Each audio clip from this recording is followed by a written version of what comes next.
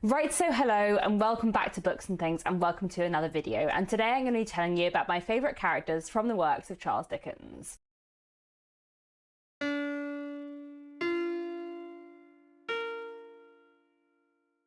Over the last 2.5 years, I have been rereading a lot of Dickens. I've reread all his 14.5 novels, as well as his 5 Christmas novellas, and I've just been reading a lot of Dickens for the past few years, which has been lovely. Charles Dickens is my favourite author. I love his books a lot, and one of the things I really love in his books are his characters, especially often his kind of eccentric minor characters. Charles Dickens has such a talent for creating really memorable, fascinating characters, and for creating slightly exaggerated, slightly caricatured individuals who have a grain of reality in them, so they feel like people who you would meet, just pushed to an extreme, and I think that's very effective in his work.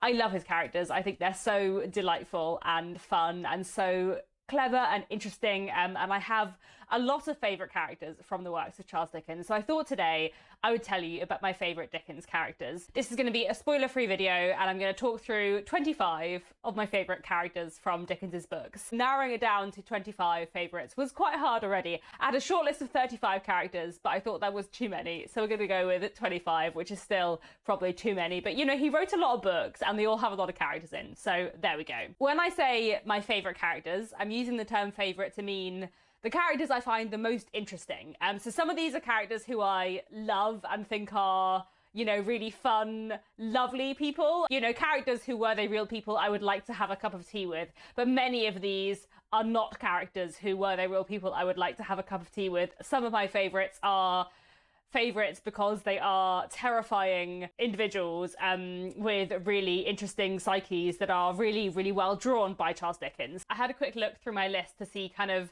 the breakdown of the kinds of characters that I have, and of my 25 favourite characters from Charles Dickens, I have 3 protagonists, 5 villains, and 17 side characters. So you can see who I love in Charles Dickens. Some of these are pretty minor and some of these are more important within the stories, but I just think he is so good at creating amazing side characters. So we have characters from quite a wide range of Charles Dickens's books here. I've got one from one of his Christmas novellas, and then the rest are all from his novels. We're covering most of Charles Dickens's novels across this list, but I don't think I have any characters from Oliver Twist or Hard Times. Not a huge surprise to me to not have any characters from Oliver Twist, as that is my least favourite Dickens, but I do actually really like Hard Times. I rate it quite highly, but I just think there wasn't any individual character in it who quite made this list. Bill Sikes from Oliver Twist and Louisa Gradgrind from Hard Times were in my 35 shortlist, but in the end they didn't quite make my top 25, though I do think they are both really fascinating characters. Let me start at the bottom at number 25 and we'll work our way up to number 1, my favourite Dickens character. Is this going to be a long video? Probably. Am I going to be able to find the original illustrations for all of these characters?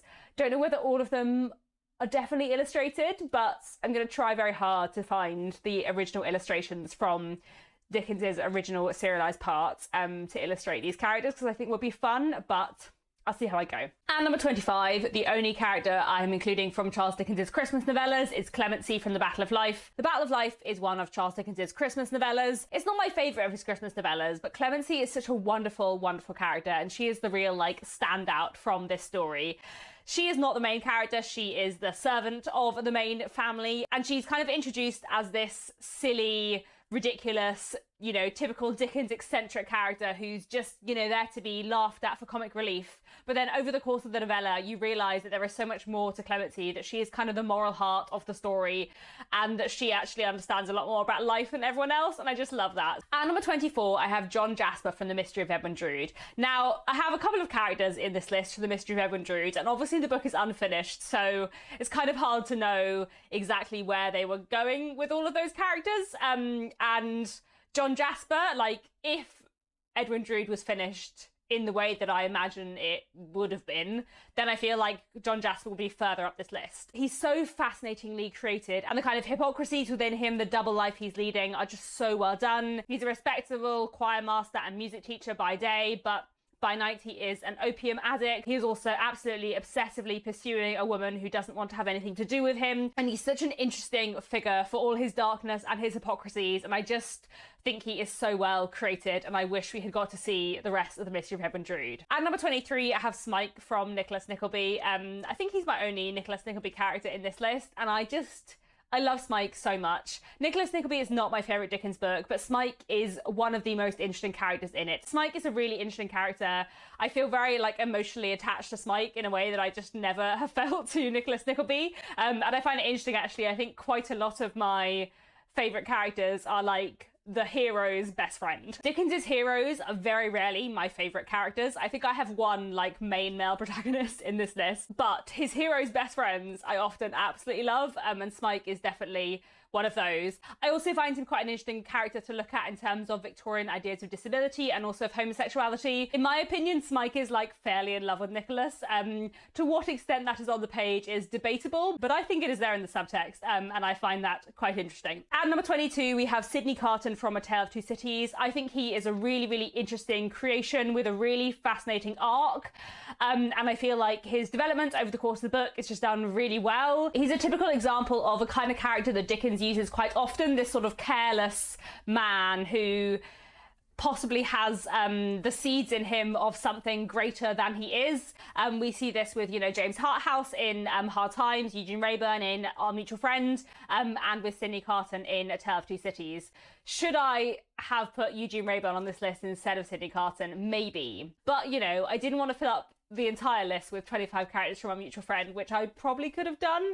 Mr. Boffin isn't even on this list. Should Mr. Boffin be? It doesn't matter. Okay. Sidney Carton is a great character, really well done, and his role in certain parts of A Tale of Two Cities is just fantastic. At number 21, I have Betsy Trotwood from David Copperfield. I love Betsy Trotwood so much. She is so entertaining and so fierce and wonderful. She is David Copperfield's aunt. Betsy Trotwood is just so magnificent a character, so sure of herself, so independent, so angry at the world, and so defensive of David when she knows that he needs her to be defensive of him. And I just really thoroughly enjoy her as a character. Apparently she was based on a real woman who did indeed used to chase people off her land when they brought their donkeys riding over her garden, because she was having none of that. If you ever go to Broadstairs, there's a Dickens museum there, which is in the house of the woman who inspired Betsy Trotwood. And yeah, I just love her a lot. At number 20, someone slightly different, I've got John Chester from Barnaby Rudge, who is not a nice man and deeply terrifying and sinister, but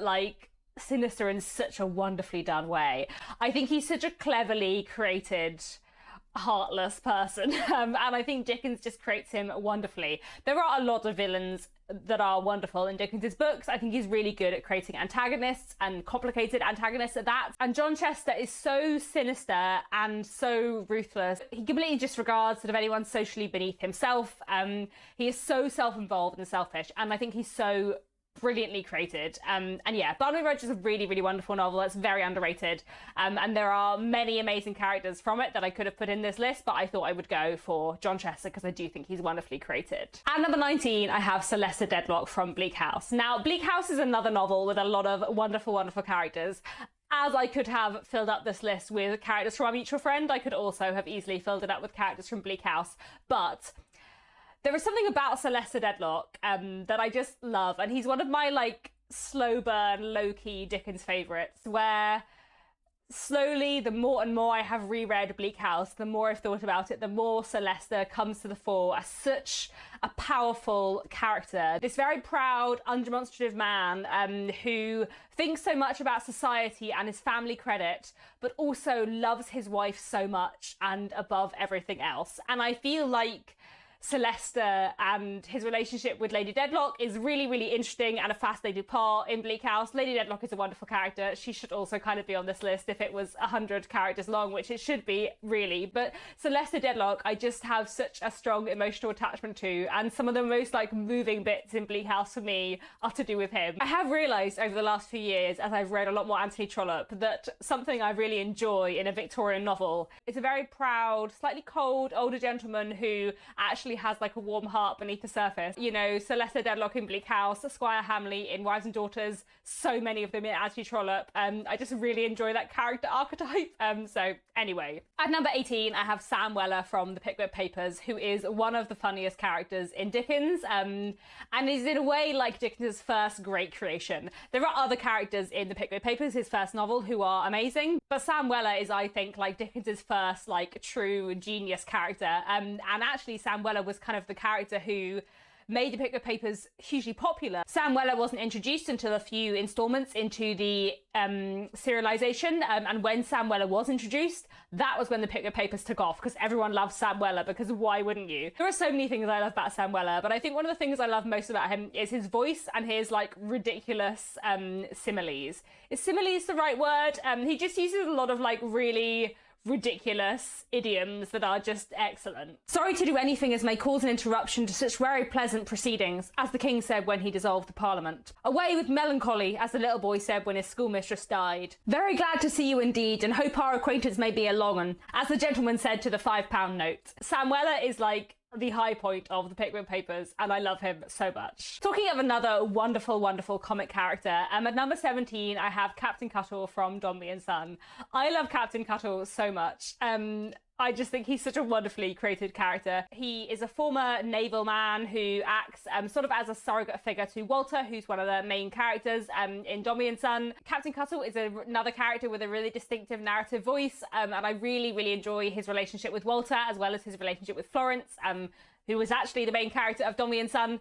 And I just think Captain Cuttle is such an utter delight. I do have quite a lot of Dombey and Son characters on this list. Again, I could have filled this list up with characters from Dombey and Son. At number 16, I have Mr. Tulkinghorn from Bleak House, a sinister, cold, fascinating man who exerts such an interesting like effect on the story, and whose role in the narrative is so interesting. Mr. Tulkinghorn is so well created, just a genius creation of Dickens, like all of these characters really, but I just think he is one of those characters who I wouldn't like to meet, but I do find absolutely fascinating. At number 15, I have Richard Swiveller from The Old Curiosity Shop. He is another kind of character who in a way fits into the sort of Sidney Carton mold. He is a careless young man who slowly begins to work on the better sides of his nature. At the beginning of The Old Curiosity Shop, Swiveller is a kind of young idler who just drinks too much and gets into debt. There's some great lines about the fact that he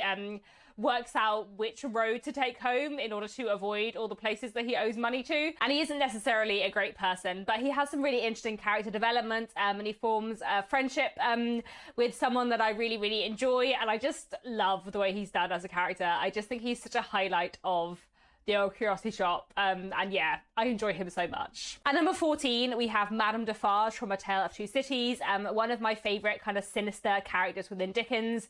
Madame Defarge is just wonderfully created. I really love her as a character. I think Dickens did such a great job of creating this person who you completely understand, even if you're slightly terrified of her. Her psychology and the way she feels about the French Revolution, her passion for revenge is so clearly explained, and the kind of complete like lack of compassion she has to a world that has never shown any compassion to her is just fantastically drawn, and I just think she is one of Dickens's best. In general, A Tale of Two Cities is not my favourite Dickens, and I feel like a lot of the characterization is not like up to Dickens's usual standard, but Madame Defarge she is fantastic. At number 13, I have Tom Pinch from Martin Chuzzlewit, who is another of the hero's best friends who I absolutely adore.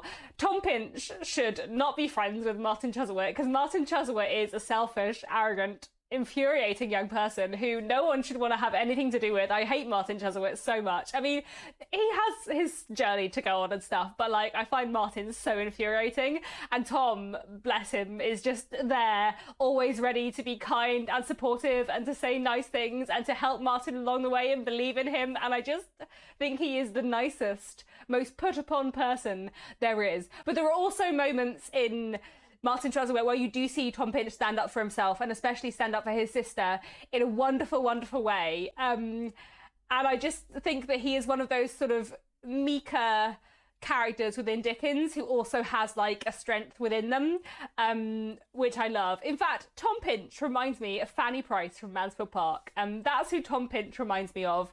Quite quiet and subdued and meek, in unrequited love with someone from afar, but also with this kind of moral core, and willing to stand up for themselves in the moments when it really matters. And I just love Tom Pinch so much. He is the highlight of Martin Chuzzlewit for me. I have such a soft spot for him. I also find him a really interesting character to look at in terms of Dickens and gender, because within quite a lot of Dickens books, there is a sort of female character who acts as a kind of moral angel. You know, they are the symbol of goodness who is going to help the main characters learn to be better. And usually, as I said, in Dickens and in Victorian literature more widely, this kind of moral beacon figure is often a woman, because the Victorians had all kinds of ideas about women being more innately moral and therefore being to blame for all immorality.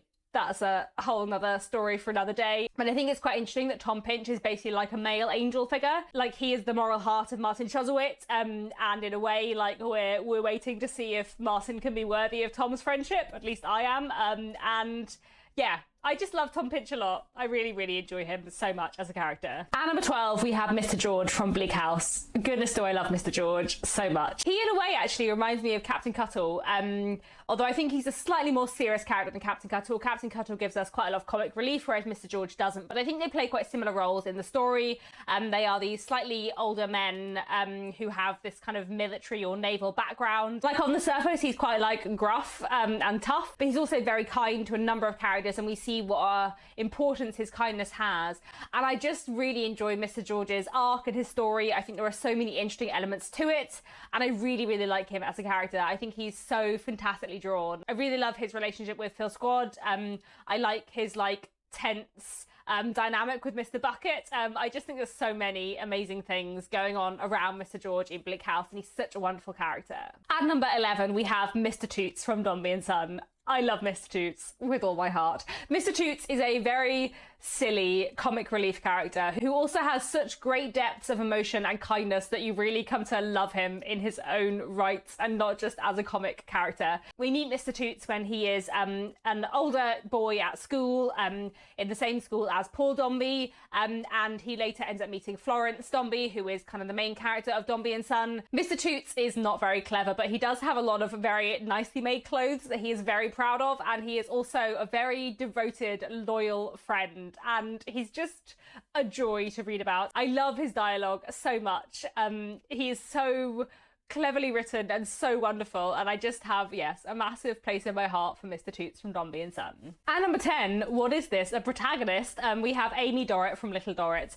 I love Amy Dorrit a lot. I think some people think she's a bit like Angel in the House, but I don't really get that from Amy. I think she is, you know, of the Fanny Price school of heroines, where she may be quite quiet, but she has a real, like, internal strength. And from a Victorian perspective, she's a very interesting heroine because she is, like, low-key the head of the household.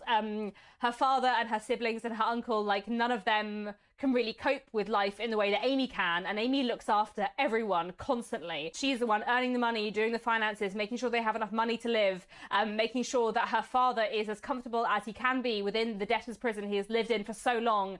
She is the one who does everything, and she is so capable and intelligent and resourceful, but also all this pressure on her, like, exerts a big strain on her, and I think that's really interesting looked at as well, as is her kind of unrequited love story, and she's just such a wonderfully drawn character. I love Amy Dorrit so much. Then at number 9, the other protagonist from Little Dorrit, I have Arthur Clenham, who I think is wonderfully, wonderfully drawn. As I said earlier, Dickens's heroes, like his main male characters, and indeed his male-female characters, don't tend to be the people I want to read about. In most of Dickens's novels, it's the side characters who I love. The main characters serve their purpose, and I do enjoy them, but, like, it's the side characters I'm really, really excited for. But in Little Dorrit, there are also many amazing side characters, still one to come, but the two main characters, Amy and Arthur, are just so well drawn, and I love them so much, and it's the one Dickens book where I am just as invested and as excited to read about the central characters as I am about all the glorious minor side characters. Arthur Clenham is so well drawn, and he's a really, really interesting character. He comes back to England after his father's death, and he's trying to mend his very fractious relationship with his mother, while also trying to move on with his life. And I think there's so many interesting elements in his character. His relationship with his family is so complicated, and you also get such a sense of the impact that his very like strict upbringing had on him and how he's kind of been recovering from it ever since. I also think there's a lot of interesting things to do with his age. So he's 40 years old. Sometimes he thinks of himself as a younger man, and sometimes he thinks of himself as an older man. And he's at this real like ambiguous in-between age that he finds quite hard to deal with. And I just think that's not something you see written about in Victorian literature that much, that I can think of. And I think it's a really interesting look at kind of growing older and not really being very old at all, but feeling quite old. Which, interestingly, the most recent time I read Little Dorrit, you know, now that I'm in my 30s rather than my 20s, I thought about that a lot more and got out of that element. But there we go. I just really like Arthur Clenham a lot. And number 8, we have Wemmick from Great Expectations. I love Wemmick so much. One of Dickens's glorious, eccentric side characters. Wemmick is a clerk who works at Mr. Jaggers' office. Mr. Jaggers is the lawyer of Pip, who is the main character of Great Expectations. And Pip kind of befriends Wemmick. But Wemmick maintains one persona in the office and another persona at home. So in the office, Wemmick has no opinion on anything. He's just purely kind of professional and businesslike. But when he goes home, he does have opinions. So sometimes he takes Pip back to his castle, the very impressive home he has created, where he lives with his elderly father, where he is domestic and kind and has lots of opinions and advice for Pip, but he completely changes his persona when he goes back into the office. He also has a wide mouth that is always described as being like a postbox, and there's just a lot of like fun elements around Wemmick. And he is a really likable, eccentric character who I just have like such a good time reading about, and I just love him so much. At number 7, I have Mr. Panks from Little Dorrit, who actually in some ways is a bit like Mr. Wemmick. Like, he has a similar role in the story of being like both comic relief and also quite plot important and very eccentric, but also like really lovable. Mr. Panks is quite a bizarre character. I don't even know how to explain Mr. Panks. Like Sylvester Dedlock from Bleak House, Mr. Panks is one of my low-key favourite characters who, the more and more I read Little Dorrit, the more and more he rises to the top for me and the more affection I have for him. He is quite strange and he has a very unique manner of speech, as many Dickens characters do, because he like snorts and sniffs a lot as he speaks. And he's quite an eccentric person with a real interest in family history, who makes it his mission to find out more about the Dorrit family. He also works as a rent collector for Not a Very Nice Man, and again, a bit like Wemmick, I suppose, he has sort of multiple personas, and he puts on one sort of quite harsh persona when he is instructed to by his master. But beneath that, there are a lot of other things going on. And yeah, I just love Mr. Panks so much. I don't even know how to describe how much joy Mr. Panks brings me as a character. I think he's wonderful. At number 6, we have Tommy Traddles from David Copperfield, another best friend of the hero.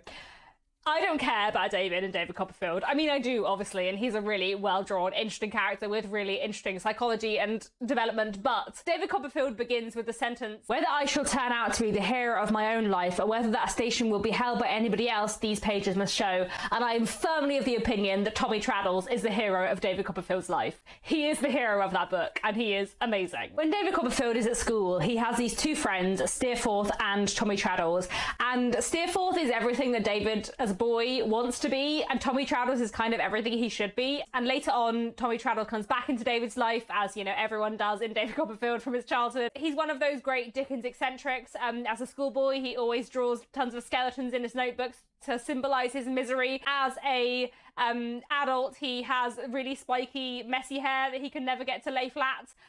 But he also has this like real spirit of hard work and like integrity and constancy that David just doesn't quite have. He has such an interesting role in the plot. Like I said, I think in many ways, like narratively, he is kind of the hero of David Copperfield. Like, he does some of the heroic things that David doesn't quite manage to do. And I just love Tommy Traddles so much. I find David a little bit annoying, but Tommy is the best. At number 5, a new favourite of the past year is Mr. Grewgious from Edwin Drood. Mr. Grewgious is just such an utterly delightful character. As I said with Sir Leicester, I do have a fondness in Victorian literature for an older man who pretends to be very cold and unemotional, but actually is very emotional beneath the surface. So Mr. Grewgious is a lawyer who is kind of involved with several of the main characters in The Mystery of Edwin Drood, and he declares that he is an angular man who with no emotions and, you know, completely unfamiliar with the emotional side of life. Dickens describes him as having like an expressionless face, which, you know, you can kind of get no more out of than looking at a clock. But beneath this serious, angular, robotic exterior, he also has a lot of very strong feelings. He has a kind of unrequited love story in his past, and he cares a lot for Rosa. He's her guardian and he is really to be relied upon. And it was really interesting rereading The Mystery of Edwin Drood last year because it had been such a long time since I last read it. And I had forgotten about Mr. Grewgious, and how could I? He is the best. I just loved him so much. So yes, even though there is only half a book of The Mystery of Edwin Drood, my fifth favourite character in all of Dickens is from that book, and I just loved Mr. Grewgious so much. I thought he was such a wonderful, wonderful character. At number 4, we have Lizzie Hexam from Our Mutual Friend, who is a wonderful, wonderful character. So Lizzie Hexam is a really interesting and very different Victorian heroine. She's a working class woman from London who has grown up with her father, rowing him out on the river, helping him make money from pulling dead bodies from the Thames. She has never liked this work, but that is how they've always got money. That's what they've always done. And after her father pulls one particular body from the Thames at the beginning of the story, Lizzie ends up getting caught up in the narrative of Our Mutual Friend and everything else that happens. And she is a wonderful, wonderful character. I think she is so fascinatingly drawn, so strong, and I mean like both emotionally strong and physically strong. And I can't express to you enough how unusual it is to have a heroine in a Victorian novel who is literally physically strong. She's definitely a bit of the like moral angel figure of Our Mutual Friend, like she's the, you know, moral heart sort of the book, and, you know, has a moralizing influence on other people. But because Lizzie is also a really interesting character in her own right, I kind of don't mind her moral angel stuff. Her morality also comes with a lot of courage and a lot of like fierce independence. What a wonderful character is Lizzie Hexam. Okay, at number 3, another character from Our Mutual Friend is Bradley Headstone. I kind of don't want to say too much about Bradley Headstone, but I think he is so interestingly and fascinatingly drawn. The way Dickens paints the psychology of Bradley Headstone, this respectable schoolmaster who has worked so hard to get to this position, for whom respectability is absolutely everything. But what happens when something threatens that respectability? I think he is so amazingly drawn, and one of the characters from Dickens who I sort of think about the most and who I think is so fascinating to interpret in lots of different ways. There are so many different ways to look at Bradley Headstone's arc and story in Our Mutual Friend, and I just feel like he's such a fantastic creation. Like one of Dickens's absolute best like portraits of a character. His psychology and complexity is just amazing. At number 2 though, I have Edith from Dombey and Son, who is so wonderful, so wonderful. I love Dombey and Son so much. It is my second favourite Dickens book, and I just think it's incredible. And one of the reasons why I love it so much is because of Edith. Edith is such a fantastically drawn, amazing character. This proud, scornful woman who is not necessarily that nice or kind a person always, but who knows that she is the way she is because of society, and she is so angry with society for making her the person that she is and for making her life what it is. And I feel like within Edith in Dombey and Son, you see so many like amazing feminist moments, so many amazing like feminist speeches. Sometimes in Dickens books there are very frustrating things around gender. It's not to say there's nothing frustrating in certain elements of Edith's story, but there are so many amazing moments where Edith rails against patriarchy and the institution of marriage in the Victorian period, and the way that women are educated, and the way that women at this point in time were kind of forcibly formed for marriage, and how angry she is about all of this is just so amazing and creates so many like fantastic, powerful moments in Dombey and Son. And I just think she's incredible.